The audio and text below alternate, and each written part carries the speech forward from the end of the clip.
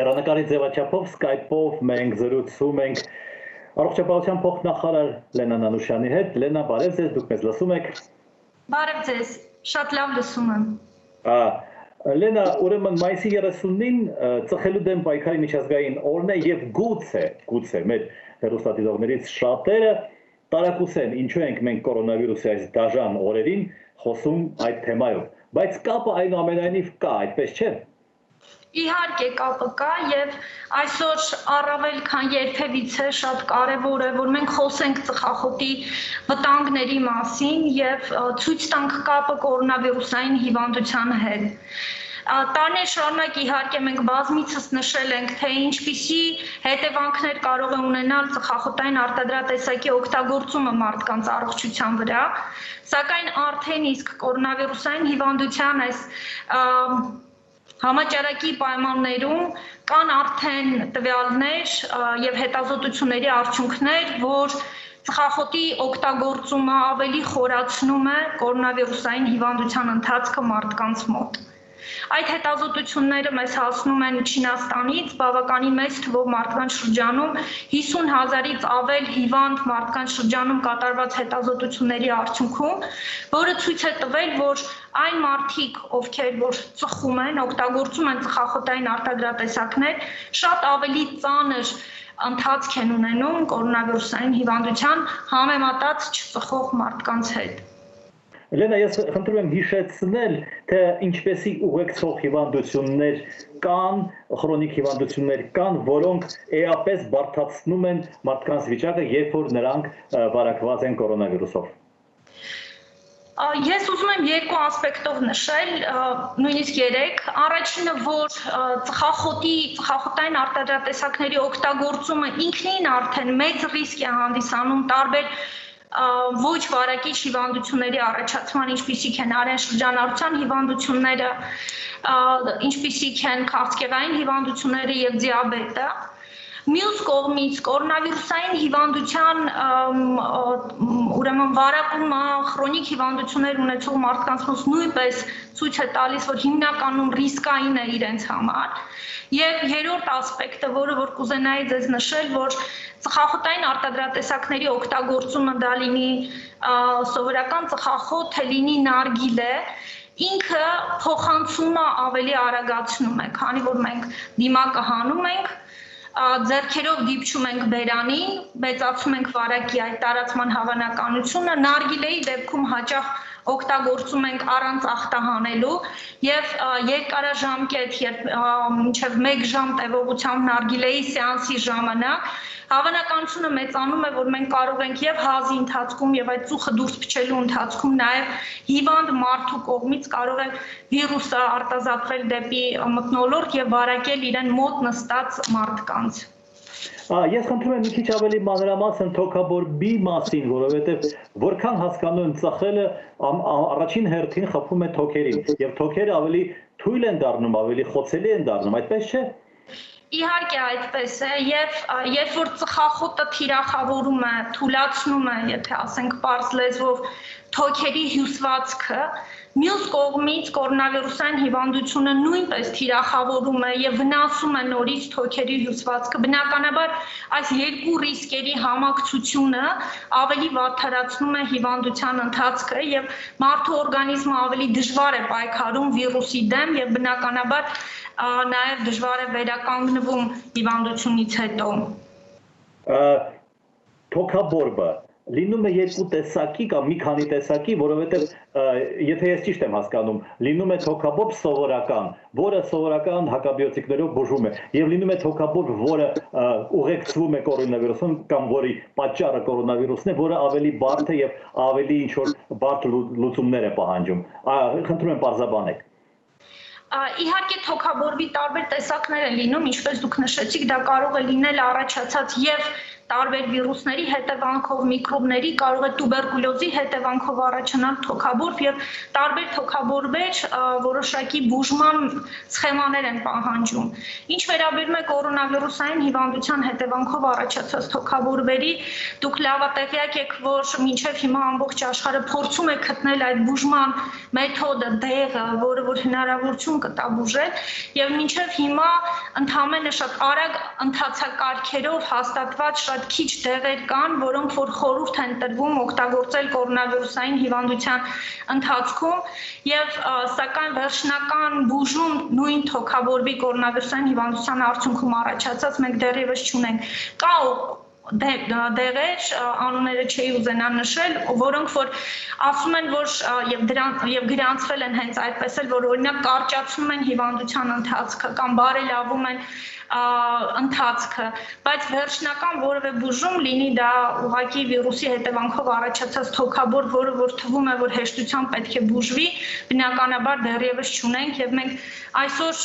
սպասում ենք գիտական հանրությունից այն հայտնագործություններին, դեղերի եւ բուժման մեթոդների, որը որ հնարավորություն կտա մեզ բուժել հիվանդությունը եւ փրկել կյանքերը մարդկանց։ Բոլոր դեպքերում Լենա, ինչպիսի թոքաբորբ լինի, երևի խորհուրդ տանք մեր քաղաքացիներին, եթե կա այդպիսի բան, նրանք ոչ մի դեղ ինքնուրույն չգնան դեղատանից չառնեն եւ ինքնաբուժմամբ չզբաղվեն։ Մենք մեր խորհուրդը միշտ ուղղել ենք բնակչությանը, որ ցանկացած ախտանիշների դեպքում անմիջապես պետք է կապ հաստատել իրենց բուժող բժշկի հետ, առողջության առաջնային պահպանման օղակի բժիշկների հետ խորհրդակցել եւ ստանալ խորհուրդներ բժշկի կողմից։ Երբեք չի կարելի զբաղվել ինքնաբուժությամբ, լինի դա կորոնավիրուսային հիվանդություն, թե ցանկացած այլ հիվանդություն։ Եվ ամենակարևորը ուղղակի օգտագործելով այս առիթը եւս մեկ անգամ ուզում եմ կոչ անել մարդկանց, չնայած մենք միշտ կոչ ենք արել, որ թողնել ծխելը, որը որ կառողջացնի իրենց օրգանիզմը, կվերականգնի օրգանիզմը եւ ավելի երկար ու առողջ իրենք կյանք կունենան, եւս մեկ անգամ ուզում եմ նշել, որ թողնելով ծխելը նաեւ դուք դրանով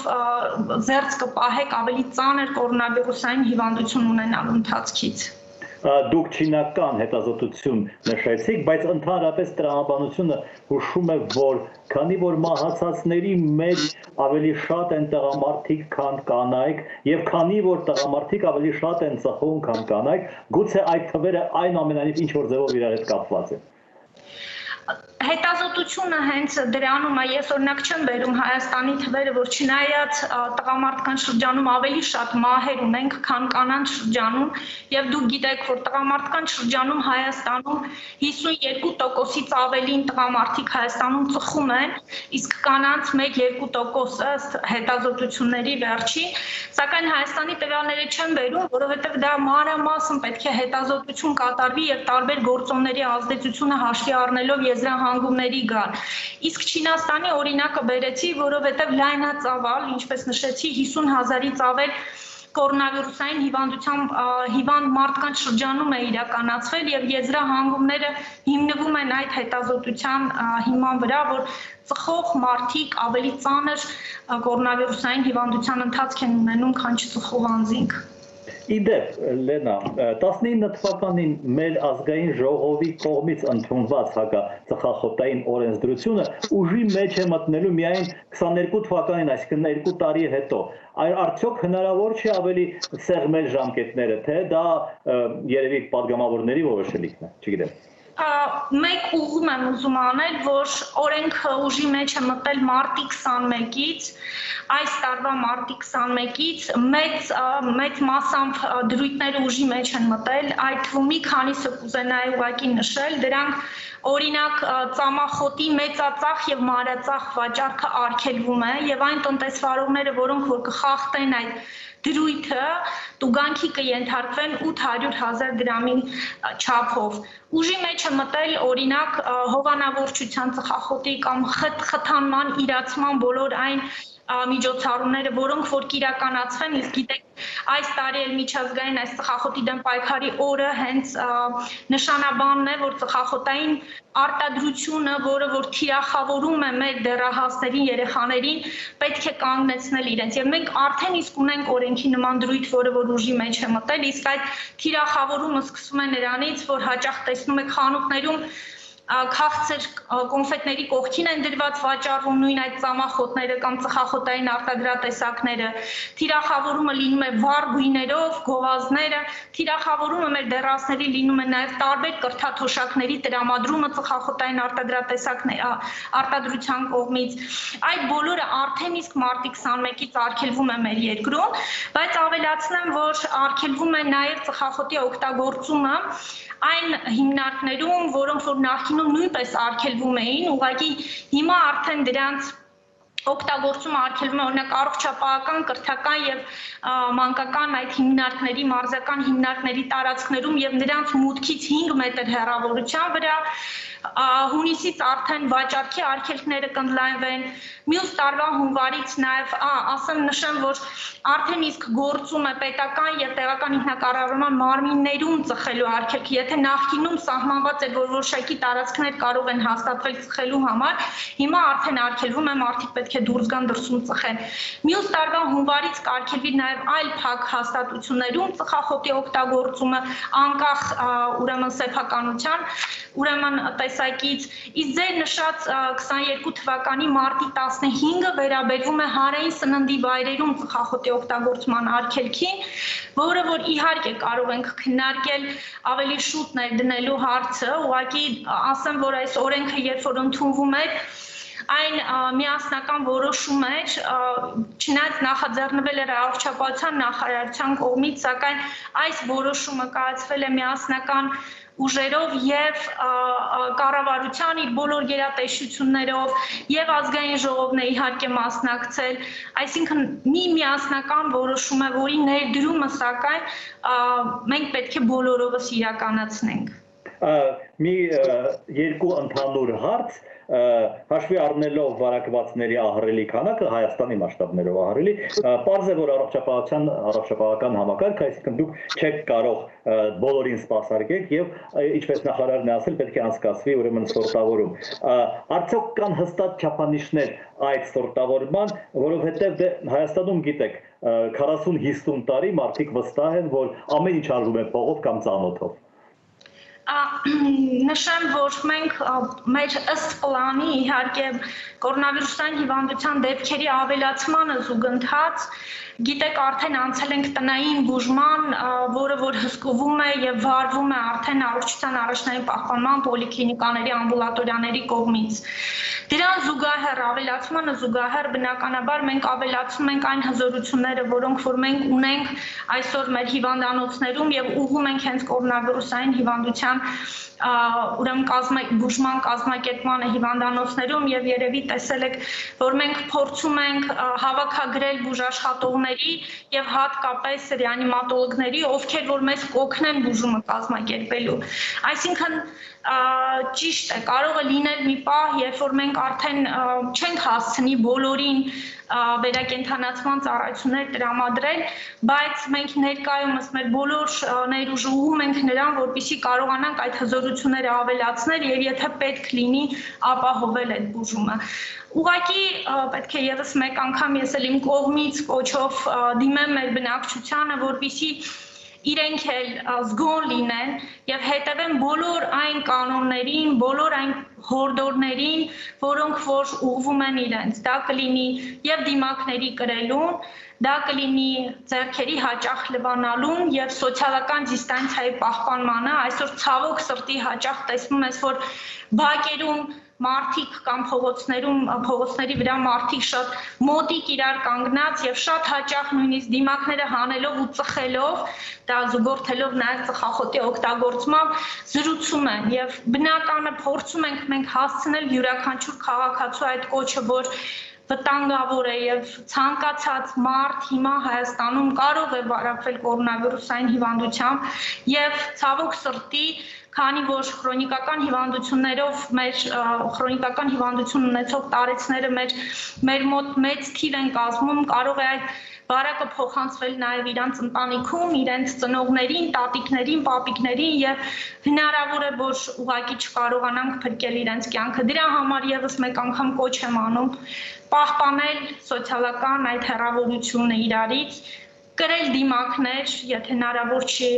հեռու իրարից կանգնել եւ զրուցել, փակ տարածքներում անպայման դիմակներ կրել եւ ձեռքերը հաճախ լվանալ։ Եթե մենք չհետևենք այս կանոնների, ինչքան էլ մենք փորձենք առողջապահության համակարգում մեծացնել մահճակալների թվաքանակը,